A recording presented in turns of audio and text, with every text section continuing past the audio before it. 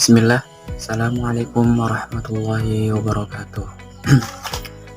Innal hamdalillah nahmaduhu wa nasta'inuhu wa nastaghfiruh wa na'udzu billahi min sururi anfusina wa min sayyiati a'malina may yahdihillahu fala mudhillalah wa may yudlil fala hadiyalah. Asyhadu an la ilaha illallah wahdahu la syarikalah wa asyhadu anna Muhammadan abduhu wa rasuluh la nabiyya wa la rasulahu ba'da. Faqala Allah ta'ala fil Qur'anil Karim, ya ayyuhalladzina amanu taqullaha haqqa tuqatih wa la tamutunna illa wa antum muslimun. Amma ba'd. Nah, baik. Perkenalkan, nama saya Alif Muhammad Siddiq. Di sini saya akan menjelaskan sedikit mengenai tentang pilar-pilar pendidikan. Nah, kalau kita lihat dari segi bahasa, yakni pilar-pilar pendidikan, pilar itu berarti tiang atau fondasi dalam pendidikan. Nah, jadi sekarang ini yang akan kita pelajari dalam pilar-pilar pendidikan itu ada 5. Yang pertama tentang learning to know, belajar untuk menjadi. Dan yang kedua, learning to do, belajar untuk mengerjakan. Yang ketiga, learning to be, belajar untuk menjadi. Yang keempat, learning to live together, belajar untuk hidup bersama. Dan yang kelima adalah learning to believe in God, belajar untuk percaya kepada Allah atau belajar meningkatkan tentang keimanan, ketakwaan, dan akhlak yang mulia. Baik, di sini saya akan menjelaskan yang pertama, yaitu tentang learning to know, belajar untuk mencari tahu. Nah, kalau kita lihat seiring berjalannya waktu, seiring perkembangan zaman, maka perkembangan teknologi semakin canggih pula. Hal ini menuntut para peserta didik untuk mengikuti perkembangan zaman tersebut.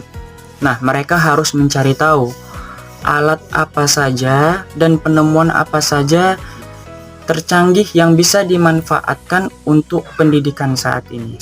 Nah, namun dalam kondisi sekarang ini, dalam fenomena yang kita lihat sekarang ini, anak itu cenderung malas dan mereka banyak mengandalkan internet untuk mencari hal yang mereka inginkan supaya tidak kesulitan. Nah, hal ini juga mereka lakukan ketika kondisinya di dalam kelas atau pada saat belajar.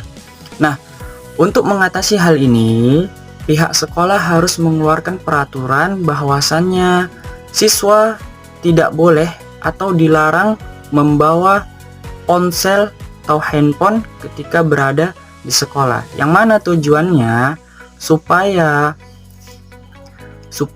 pola pikir anak dapat berkembang secara alami dan maksimal. Tidak hanya mengandalkan internet atau ponsel sebagai sarana untuk belajar, yang mana itu nanti dapat membuat mereka menjadi anak yang malas. Nah, mungkin sekian dari saya. Untuk penjelasan selanjutnya bisa kita lanjutkan bersama teman-teman kita. Baiklah, saya akan melanjutkan materi kita, yaitu tentang pilar-pilar pendidikan yang kedua, yaitu belajar untuk mengerjakan atau learning to do.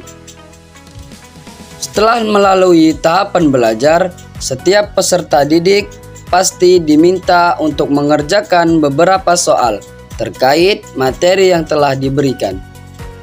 Ini dilakukan untuk mengukur bagaimana pemahaman dan penangkapan materi saat proses pembelajaran berlangsung. Namun, hal semacam itu bukanlah perkara mudah, mengingat watak peserta didik satu dengan yang lain tidaklah sama.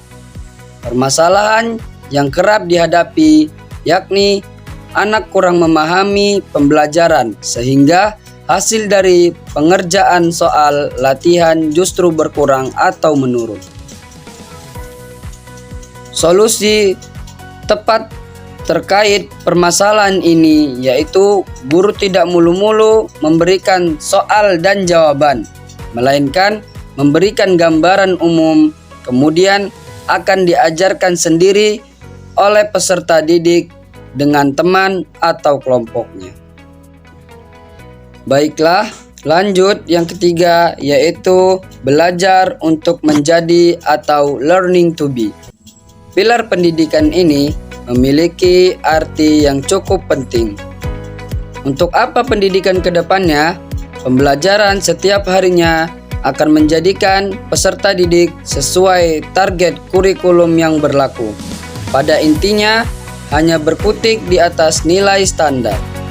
Hal tersebut juga harus disesuaikan dengan keseimbangan pada kepribadian peserta didik, baik itu moral, intelektual, emosi, spiritual, maupun sosial.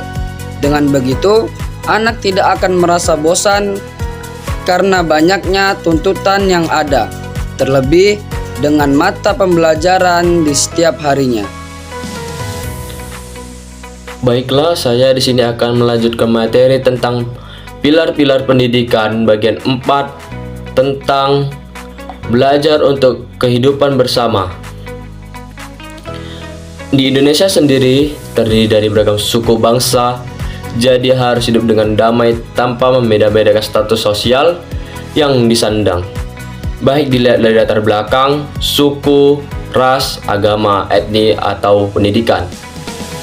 Namun harus juga paham akan pentingnya kehidupan bermasyarakat. Di lingkungan sekolah terdapat beragam karakter peserta didik. Walaupun jarang terlihat perbedaan, hanya saja agama, namun fenomena yang sering terjadi adalah masih banyak pembulian yang terjadi antara peserta didik atau senior ke junior. 5. Belajar untuk memperkuat keimanan, ketakwaan, dan akhlak mulia. Pilar ini di luar ketentuan dari UNESCO, namun diterapkan dalam pendidikan Indonesia mengacu pada Undang-Undang Nomor 20 Tahun 2003 tentang Sisdiknas. Undang-undang ini menyatakan bahwa salah satu tujuan pendidikan nasional yaitu berkembangnya potensi peserta didik agar menjadi manusia beriman dan bertakwa kepada Tuhan Yang Maha Esa, berilmu cakap, kreatif, mandiri, berakhlak mulia, sehat, dan menjadi warga negara demonstrasi serta bertanggung jawab. Dengan mengetahui 5 pilar pendidikan di Indonesia ini, diharapkan dapat memaksimalkan kemampuan yang dimiliki oleh peserta didik, sehingga target dalam pendidikan nasional dapat tercapai dengan baik. Wassalamualaikum warahmatullahi wabarakatuh.